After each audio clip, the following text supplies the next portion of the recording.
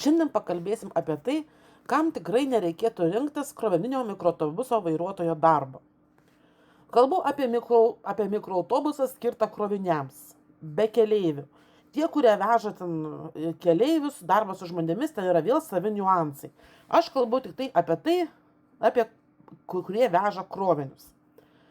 Iš šalies, aišku, visiems, kurie prisižiūri tų video visokių, ypač iš YouTube, kurie tenai labai pozityviai viską rodo ir aišku, net nepozityviai iš šalies žiūrint, net man, žinokit, viskas atrodo labai gražu.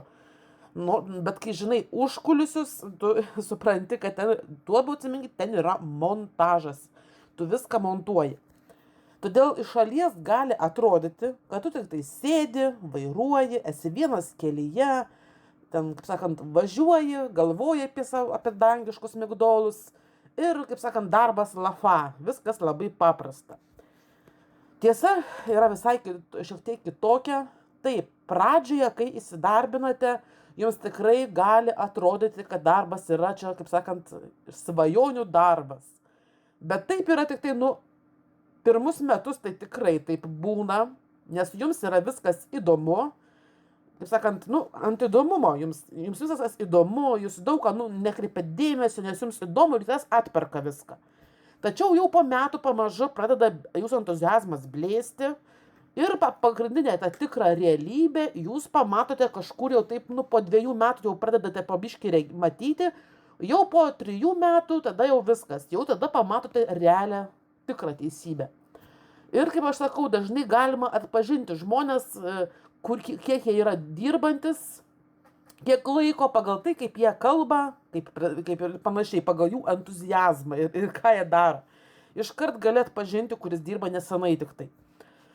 Todėl prieš ryždamėsi eiti į šitą profesiją, jūs gerai pagalvokite ir įvertinkite, galite ir įvertinkite savo psichologinę būklę, ne fizinę.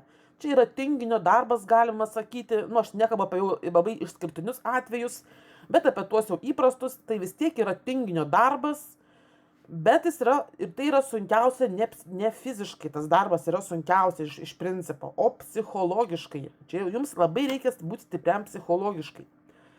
Tai pirmiausia, jūs įsivertinkite, ar jūs galite ilgai vairuoti, nes daugelis būna ten dejuoja, jiems nuo Vilniaus iki Klaipėdos nuvažiuoti yra jau didelis iššūkis ir be poilsio nuvažiuoti negali. Yra tokių žmonių, kur dabar man tas 300 kilometrų, čia yra juokas, čia niekas yra. Man net 900 kilometrų jau yra nedaug yra.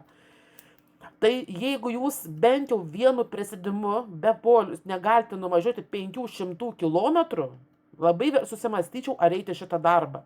Aišku, jūs paskui kažkiek priprantate, tenai adaptuojatės, bet gal ir ne visi adaptuotis, jums vis tiek bus stresas. Nes jūs negalvokite, kad ten visi daugiausiai prisižiūri tų video ir galvoja, kad čia jie važinės kaip turistai, visur tenai, kur norės ant sustos, kur nori ten pakeliaus, pailsės, niekur jūs ten taip ilgai nesustosit, kas 100 kilometrų jūs tikrai nestosite, nes tada jūs niekur nesuspėsite. Todėl bent jau 500 kilometrų jūs turite be jokio vargo nuvažiuoti vienu prisėdimu. Jeigu jūs tai galite, tada jau tą punktą galite išbraukti. Reiškia, jūs galite pakęsti ilgą monotonišką vairavimą. Nes autostrados, kad ir kaip atrodytų lengva jomis važiuoti, iš tikrųjų ir jomis yra sunkiausia važiuoti ilgus maršrutus. Taip, jomis yra lengva važiuoti, greitai jomis važiuojasi, bet jeigu jūs esate pavargęs, jums ir reikia labai ilgai važiuoti, autostrados labai migdo. Todėl užmigti tenai yra labai lengva. Geriau tada važiuoti šunkeliais, jeigu labai esate prie miego. Tai jeigu nemėgsti tokios, jis sako, čia labai darbas nemonotoniškas, labai čia gerai. Taip, pradžioje, kol jūs tik pradėjote dirbti, jums viskas bus įdomu ir tos monotonijos kaip ir likti ir nebus. Bet, kai jūs dirbate visą laiką toj pačioj įmonėje, pagrinde vis tiek įmonė turi tos pačius klientus. Dažniausiai jie laikosi ant pastovių nuolatinių klientų, todėl tie maršrutai, galima sakyti, jie visą laiką tie patys. Tai pradžioje, kol jūs dar, kaip jums viskas įdomu, tie maršrutai jums įdomus ir jums viskas gerai. Bet atsiminkit, po kokių 3 metų, 4, Jūs jau, kaip sakant, važiuosite tais pačiais maršrutais, tais pačiais keliais, tom pačiom įmonėm. Dar gerai, jeigu įmonė turi labai platų važinėjimo tinklą, kur, kas sakant, daug labai aplankot, bet jeigu yra labai siauras, tai jums dar bus daugiau monotonijos. Todėl šitas darbas taip pat yra ganėtinai monotoniškas, kai jau padirbate ilgiau. Ir vėl atsiranda ta rutina. Arba tada turit keisti įmonės. Todėl jeigu pavargsti labai greitai nuo vienodos veiklos, tai gali taip pat būti sunku. Ir kai kitas sako, oi, aš ten sėdžiu, žiūriu pro langą, važiuoju, ten gali daug ką apgalvoti. Na, žinot, po 5 metų tu jau net galvoti po šito nebeturi ką, nes tu esi, kaip sakant, vienas. Ir tau ten, aš kaip sakau, čia degraduoji prie vairo ir tu jau net galvoti nebeturi apie ką. Todėl valandų tas paskelis, tie patys kamščiai, kurie dažniausiai būna tose pačiose vietose, tas pats kraštovaizdis, taip pat labai kraštovaizdis yra labiausiai toks nuobodus yra Vokietijoje, nes ten, kaip sakau, kaip vienas ir sako, girdėjau, sakė, kad Vokietijoje autostradoje yra tas pats, kas įvažiavai į žiedą ir 6 valandas to žiedų suki ratus. Nu, žinokit, tikra teisybė. Ten Vokietijoje labiausiai monotoniška trasa. Dėl to turi avarijų ten matyti daug, viską, nes daugiau ten į telefonus įsėda ir labai migdanti. Kadangi jūs nieko daugiau nematote, tik tai krūmai ir kelias, viskas. Įdomiausia, tai yra Olandija autostrada, tenai kažkiek tu pamatai aplinkos, horizonto, arba tie, kur kalnai yra irgi garažės vietos, tenai truputėlį yra lengviau važiuoti, bet Vokietija yra pati labai tokia monotoniška ir dažniausiai jie ilgiausiai reikia ir važiuoti iš tikrųjų. Ir aišku, tasai monotoniškas vairavimas irgi yra pavojingas, nes jisai sumažina dėmesį, jūs galite jau kažkur tai dėmesį nukreipti, telefonė pradėti sėdėti, galų gale būna netoks, kaip sakana, hipnozė, kelio hipnozė, kai jūs atsijungiate nuo kelio, todėl tai yra rimta rizika. Na ir tai, nors tai nėra labai tenai kažkoks tai didelis automobilis, tačiau mikroautobuso vairuotojas taip pat atlieka ir fizinį darbą. Negalvokite, kad jums nereikės nieko nei krauti, nei iškrauti, nei kažką tai daryti. Tai prie vairo atsisėsite ir savo vairuosite. Todėl tikrai taip nebus, kad ir ką jums tenai žadėtų, visokių bus situacijų, kai reikės ir pakrauti krovinį ir nieks nežiūrės ten darbų saugos reikalavimo, kad jūs ten, pavyzdžiui, kaip man, aš negaliu kelti daugiau kaip 25 kg. Bet jūs galvojate, kas nors žiūri, kiek ten tas kilogramas. Tenka ir 100 kg pakelti. Ir pastumti, ir 150 pastumti. Ir pavyzdžiui, kas iš to, kad ten bus, pavyzdžiui, 15 kg dėžučių, bet jau koks 200 dėžučių po 15 kg. Įsivaizduokit tiek perkrauti. Ir dar ne visada patogiomis sąlygomis, būna ten prie rampos, tai pastato, kad ten turi laipioti, nu, vienu žodžiu, čia jau kiti niuansai, tačiau reikės ir pakrauti, ir iškrauti, ypač jeigu darbas yra su privačiais žmonėmis, tai krauti praktiškai reikės visada, nes tie privatų žmonės dažniausiai niekada neturi kuo iškrauti. Ir nešti reikės kažkur, tai kartais, aišku, kuriuose įmonėse gali tekti ir sandėlį padirbėti, yra tokių, todėl jau čia darbinantis turite iškart griežtai pasakyti, kad kur jūs dirbsite, kur ne. Čia jau nuo įmonės priklauso. Todėl šis darbas netinka, kurie turi nugaros ar sąnarių problemų, nes čia ir su sveikas žmogus gali susivalyti savo nugarą, čia vien nuo sėdėjimo jums nugara kenčia, bet čia jau yra atskiras video grynai apie sveikatą. Todėl netinka, kurie turi nugaros sąnarių problemų, taip pat kurie visiškai nemėgsta fizinio darbo, kurie iš vis nenori dirbti jokio fizinio darbo. Ir šitą darbą geriau taip pat neikite. Ir kurie tikisi, kad visą laiką tik sėdės ir vairuos. Pamirškit šitą, čia tikrai taip nebus. Jums tikrai, aišku, didžiumą laiko jūs sėdėsite ir vairuosite, čia tikrai. Bet reikės ir padirbėti. Taip pat prisiminkite, kad tas fizinis nuovargis ir psichologinis tuo pačiu kaupiasi, ypač jeigu jūs ten pastoviai labai ilgai dirbate, o čia dirbti reikės ilgai. Ir todėl, kad galvojimas, oi, čia padirbsiu 2 mėnesius, pavarysiu be išeiginių, nu, po 3 savaičių tu jau jautiesi pavargęs. Todėl, kaip sakant, ilgai čia taip nepavarysi, o jeigu tik pasidarysi išeiginės, jums kenčia piniginė. Taip pat kitas svarbus aspektas yra atsakomybė. Tai yra krovinio sugadinimas, vėlavimas, praradimas. Tai taip pat yra jūsų kaip ir atsakomybė. Jeigu, aišku, labai daug tų situacijų yra, bet jeigu jūs neturite jokios atsakomybės, elgitės neatsakingai, ten pastoviai gadinsite krovinį, pastoviai kažkur vėluosite, ar iš vis jį prarasite dėl kažkokių tai priežasčių, dėl kurių jūs pats esate kaltas, tai jūs turėsite ir atsakyti. Nes jeigu, pavyzdžiui, jūs būsite išgėręs ir padarysite avariją ar dar ką nors, draudimas tikrai nemokės, reikės iš jūsų ieškos nuostolių. Taip pat dažnai būna spaudžiami visokie terminai, kad reikia pristatyti iki tam tikros valandos, negali vėluoti, būna fiksuoti laikai, todėl turite labai mokėti planuoti savo laiką. Nes būna žmonių, kurie tiesiog nemoka planuoti savo laiko, jie visada kažkur vėluoja, jie nemoka numatyti to laiko, kiek jie sugaiš. Todėl planuojant laiką reikia mokėti numatyti, kad gali būti ir kamščiai, ir blogos oro sąlygos, ir dar kas nors. Vienu žodžiu, turite mokėti save planuoti. Tai todėl šis darbas netinka žmonėms, kurie nemoka planuoti laiko, neatsakingai žiūri į pareigas, sunkiai tvarkosi, ypač tokie, kurie dar sunkiai tvarkosi su stresu, nes patikėkite, to streso bus tikrai daug, nes reikia gebėti išlikti ramiam ir priimti visokius sprendimus. Nes ne visada jūsų logistas ar kas nors galės jums tiesiogiai padėti, nes jūs vietoje jųgi nėra. Jie tik jums patarti gali, bet jūs turėsite, nes daug bus visokių situacijų, kaip sakant, ir tie sandėliuose darbuotojai gali, kaip sakant, būti irgi pikti, jų kaip nors tenai impulsyviai elgtis, tai jūs irgi turite, kaip sakant, nesusierzinti, nes, kaip sakant, jeigu pradėsit ten visi erzintis, tai jums bus irgi didelių problemų gali ištikti. Todėl turite mokėti susitvardyti ir taip pat, jeigu jūs erzinam visokie kamščiai,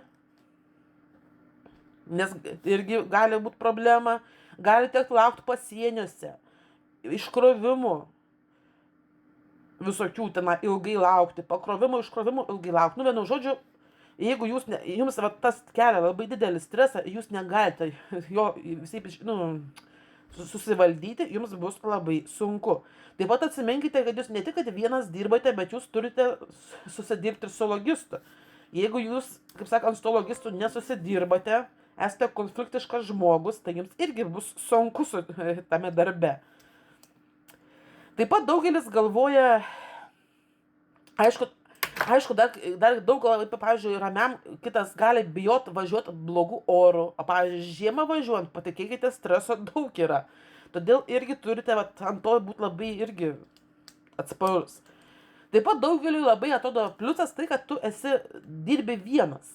Tavęs nieks netrukdo, tu sėdi vienas kabinoje ir važiuoji. Ten nei jokių kolegų, nei jokių tenai pirkėjų, nieko nėra. Na, bet čia taip atrodo iš pradžių. Aš esu pripratusi, pavyzdžiui, būti visiškai viena visą laiką ir tai mane jau galim sakyti, jau aš turiu depresiją. Vienu tos vienatvės, kad tu neturi su kuo nei įspūdžiais pasidalinti, nei pakalbėti, nieko neturi. Tu praktiškai kalbėsi pats su savimi jau. Ir tai jau darosi problema. Ir tau rauna stogą nuo to. Tai aš, kuri pripratusi būti viena, bet tai tu seniau dirbi tokį darbą, kur vis tiek tai su kolegom pakalbėdavai, tai galų gale pirkėjai būdavo kažkiek žodį perspėsai, draugų turėjai, kur susitikdavai, toks būdavo vis tiek socialinis gyvenimas. Čia atsiminkite, socialinį gyvenimą jūs išbrauksite. Viskas. Tai gerai, kad dar kurie turite šeimas, dar galite paskambinti tenai vyrui, žmonai ar dar kam nors. Bet jeigu jūs ir to neturite, tai jums bus išvis sunku. Ir galų gale jūs šiame darbe atitolsite išvis nuo kitų ir liksite išvis vienas. Todėl jeigu jums yra svarbus bendravimas, komandinis darbas ar tas socialinis kontaktas, tai šitas darbas su laiku jums pradės kelti nuovargį. Ir vienas iš tų net motyvacija jums dings. Ir vienas iš priežasčių, dėl kurio norėsit net mesti darbą, tai bus tas vienatvė visiška. Na ir krovininio mikroautobuso tas vairuotojo darbas dažnai reiškia ankstyvus rytus, tai jeigu jūs mėgstate pamiegoti, tai pamirškite, čia jums pamiegoti labai retai teks, taip kad jeigu ryte mėgstat pamiegoti, rytais jūs nelabai pamiegosite, dažniausiai vis tiek darbas prasidės 6 ryto, nes reikės kažkur tai vis tiek ryte išsikrauti. Taip pat ilgas darbo dienas, tai yra, pamirškite, kad jūs nuo 8 iki 5 jūs tikrai nedirbsite, čia jau retas atvejis, dažniausiai tai bus 16 valandų, išvažiuosite kokią 6 ryto atsikelsite, dėlėskim 8 jau tenai išsikrausite ar pasikrausite ir darbą baigsite, galite ir 11 nakties baigti. Čia visaip. Todėl jums darbo diena bus visiškai nenormuota, galite dirbti ir 4 valandas per dieną, galite ir 16, ir net 20, ir net parą laiko važiuoti, bet dažniausiai tai bus, aišku, ilgos darbo valandos. Nusiteikite, kad turėsite dirbti ilgiau negu 12 valandų, tas 12 valandų bus ne tai, kad darbas, bet vairavimas. Ir tai taip pat reiškia, aišku, tai yra nereguliarus grafikas, joje visiškai nebus reguliarumo. Todėl netinka žmonėms, kurie nori griežto darbo nuo 8 iki 5 arba tenai jau kur grinai. Taip pat sunkiai prisitaiko prie to besikeičiančio grafiko arba kurie, pavyzdžiui, labai neperneša laiko juostų keitimo. Čia patikėkite, laiko juostos jums keisis 2 kartus į savaitę, mažiausiai. Todėl turite būti irgi tokiam atsparus. Jeigu norite daugiau laiko šeimai ar laisvalaikiui, pamirškite, jeigu dirbate ratais, juo labiau.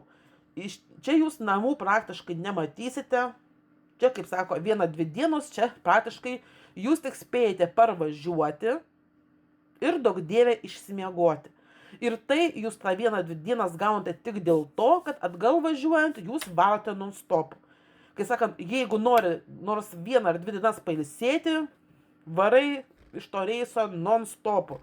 Nes kitaip tu, kuo tu ilgiau ten važiuosi, tuo tu daugiau prarasi tau išeiginės ir tuo tu mažiau turėsi. Nu čia tų niuansų labai daug, čia dar nuo įmonių priklauso, bet, kaip sakant, namus pamirškit. Ir jų labiau, kuo jūs būsite namuose, pavyzdžiui, kad ir pasidarysite savaitę išeiginių, tai žinokite, jums kenties alga. Ir jeigu jūs nedirbsite tą, ką žada į ten atlyginimą, tai yra atlyginimas už visą mėnesį darbo, ištisinio. Jeigu tik tai savaitę pasidarysit išeiginę, jums praktiškai jūs dirbsite už Maksimos kasininkės algą, galim sakyti, nes skaičiuokite ne tai, ką gaunat į rankas, bet paskaičiuokite pirmiausia, kiek gaunate ir kiek jums yra išlaidų išvažiuoti į tą reisą. Ir tada kas lieka. Ir pamatysite, kad nieko gero jums nelieka. Ir tai tik tai iliuzija. Taip pat vairuotojas kaip ir atsako už transporto priemonės būklę. Aišku, tenai ta atsakomybė tokia, kad jūs turite pastebėti gedimus, tikrint automobilį ir reaguoti į problemas. Nes būna tokių, kurie važiuoja da pabėdnava, kaip sakant, kol sugesiu. Tai aišku, tada bus ir daug problemų ir tie gedimai bus brangiau taisomi ir visa kita. Jūs turite kažkiek orientuotis toje technikoje. Ir jeigu jūs visiškai nesidomėte techniką, ignoruojate smulkius gedimus, tai šis darbas turės ir problemų ir rizikų.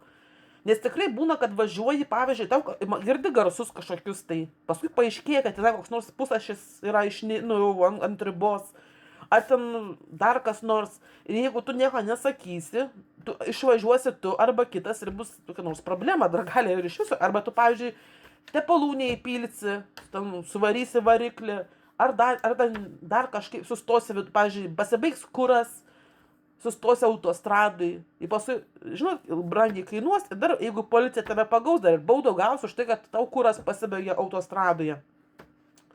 Todėl čia irgi turi labai būti toks, kaip sakant, bent jau pačius pagrindinės problemas ir gedimus pastebėti ir laiku pranešti.